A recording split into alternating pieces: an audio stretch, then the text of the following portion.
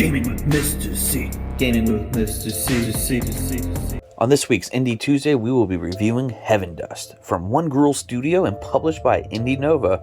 Indie Nova on an Indie Tuesday? Whew. Call up eHarmony because we have a dream match here. Heaven Dust is inspired and pays homage to the 90s survival horror genre, mainly that of Resident Evil. The main character even wears a Biohazard modded logo with a heart.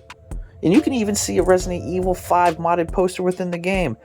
However, this game relies more on the puzzle solving than these classic horror games. The story here actually takes place in the 70s when a new virus was found in a blood sample from a primitive tribe in New Guinea. Scientists thought it would be the key to immortality and called it Heaven Dust, but quickly found out it was more a debris of hell. As the lab in New Guinea was destroyed and the research was handled in the USA by a company called Stardust. Get it? Stars.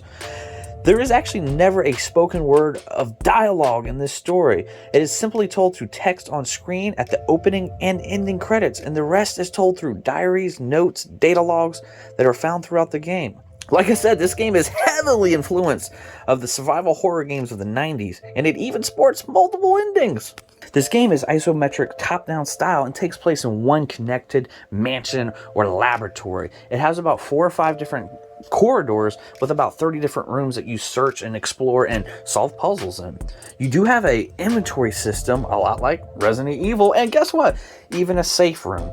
Your inventory allows you to mix things like herbs or even store them in a cabinet in one of these 5 safe rooms throughout the stage. The combat in this game is pretty simple, as your only weapon is a pistol. You simply hold down one of the bumpers and it auto aims and you press X to shoot. There is no free aim, which is nice, but the combat is super simple. Really, the only thing you gotta look out for is to make sure there's enough room between you and your zombie friend, or that you don't have to reload. And outside of the first hour, I never really had issues with ammo, as you do find empty gun shells that are randomly spawned upon your death load. And you can buy gunpowder out of a vending machine, a la Blue Stinger of the same decade. I told you guys, 90s survival horror fans, buckle up. So you must be wondering where you get these coins from to spend at the vending machine. You simply get them by dropping zombies' brains all over the wall, as they will drop these coins. Not all of them. Now you can also use these coins to buy one of 5 upgrades like walk faster, faster reloads, or even more health. You can also spend these coins to buy maps or mansion secrets that will help you throughout the game. But be careful, because there isn't enough coins to buy everything. The real meat and potatoes isn't actually even the fighting, because you can actually go through this game without ever fighting a zombie if you choose. I mean, it would be a lot harder. You would have to dodge them. You also want to get coins, but there's actually achievement for beating the game without using a gun, killing a zombie, or without even using a save. Whew. So what is this game? To be honest with you, it's a massive puzzle. All these corridors are tied together through this Metroidvania style, which will have you coming back to these rooms sometimes several times to do something you couldn't do before. For instance, there's this one point in the game where I come across a fireplace, but I didn't have anything to light the fire with or anything to light on fire. So as I progress through the game, I find charcoal, I find a lighter, I go back and I light the charcoal in the fireplace and nothing happens. It's at that point that I see a warming plate on the shelf of the fireplace.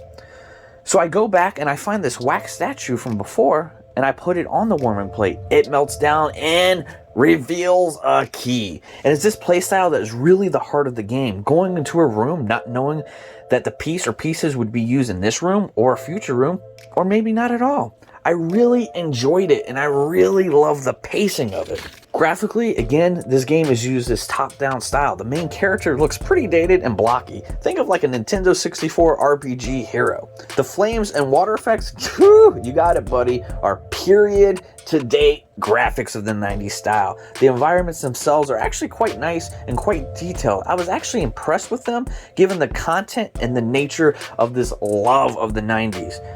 But nothing here will blow you away or make you feel next gen.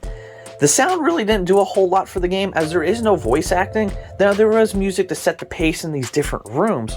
However, like the safe room has this laid back chill effect to it. However, when you're going from a zombie filled room into that room, it just abruptly changes and it feels weird and out of place. Overall, this game packed a punch in its 5-hour length and is one of my favorite indie titles in recent memory, and well worth the under $10 price tag. If you're a fan of 90s survival horror, Resident Evil, or even a puzzle game fan, you gotta buy this. This is a must buy.